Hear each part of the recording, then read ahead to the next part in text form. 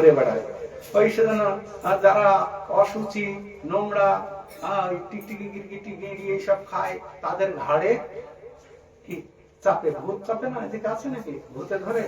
হ্যাঁ আছে ভূত। তো তারা হচ্ছে অশরীরী আত্মা, যাকে ভালো লাগবে না, নোংরা অবস্থায় থাকে, পবিত্র নয়, বিভিন্ন কর্মগুণ সম্পন্ন ভাবে ভরে, তাকে কি করে না ভূতে চাপে, ভূতে ধরে। তো কখনো আত্মহত্যা করার চিন্তা করতে নাই। আত্মহত্যা সব থেকে খারাপ। কেন? সে আর এরকম দেহ পাবে না, অশরীরেতে ঘুরে বেড়াবে। তো সেই জন্য ভুলেও কখনো কেউ আত্মহত্যা করার চিন্তা নেবেন না। কষ্ট হচ্ছে হোক। তো সেই জন্য এই আত্মহত্যা করলেই বড় কষ্ট পেতে হয়।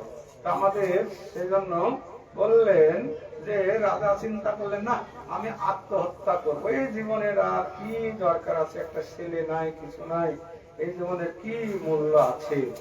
তো আত্মহত্যা মহাপাপ, এর ফলে কেবল দেহের বিনাশ প্রাপ্ত হয়, কিন্তু আত্মার কখনো বিনাশ হবে না।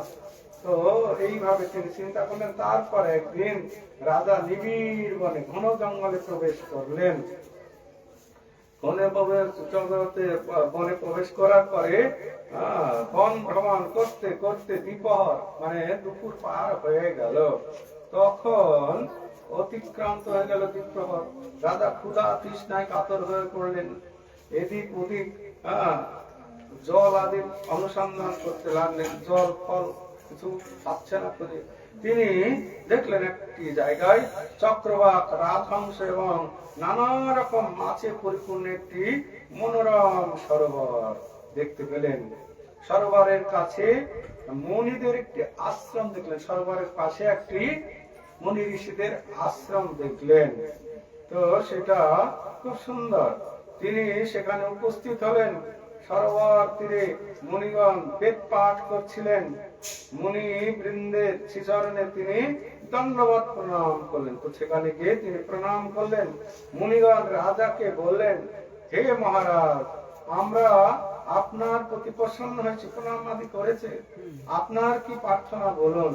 রাজা বললেন, আপনারা কে এবং কি জন্যই বা এখানে সমবেত হয়েছেন? সে রাজা বলে, আপনারা কি জন্য এখানে সমবেত? মুনিগণ বললেন, হে মহারাজ, আমরা বিশ্বদেব নামে প্রসিদ্ধ, আমরা বিশ্বদেব, ভগবান বিশ্বদেব আছে। তো এই সরোবরে স্নান করতে এসেছি। এই সরোবর পূর্ণ সরোবর, এই পূর্ণ সরোবরে স্নান করতে এসেছি।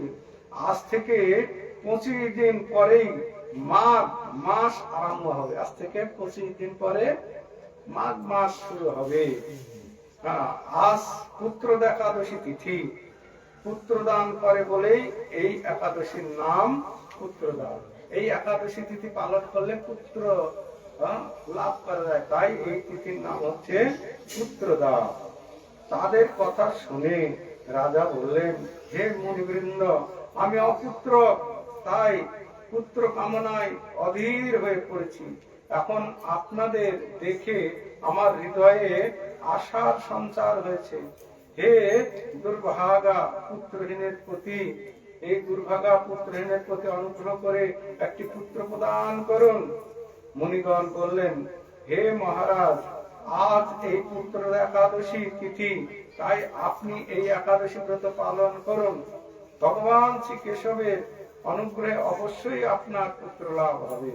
মুনিদের কথা শোনার পর যথাবিধি অনুসারে রাজা কেবল ফলমূল আদি আহার করে সেই ব্রত অনুষ্ঠান করলেন। দ্বাদশী দিনে উপযুক্ত সময়ে শস্য আদি সহকারে পালন করলেন।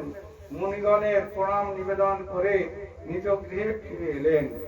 ব্রত প্রভাবে রাজার যথাসময়ে একটি তেজস্বী পুত্র লাভ হলো। হে মহারাজ, এই ব্রত সকলেই পালন, এই ব্রত সকলকেই পালন করা কর্তব্য। মানব কল্যাণ কামনায় আপনার কাছে আমি এই ব্রত কথা বর্ণনা করলাম।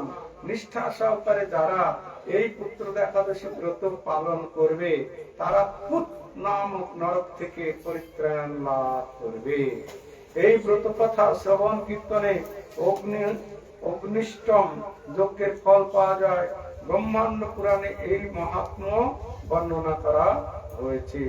জয় পুত্রদা একাদশী মহা মহোৎসব কি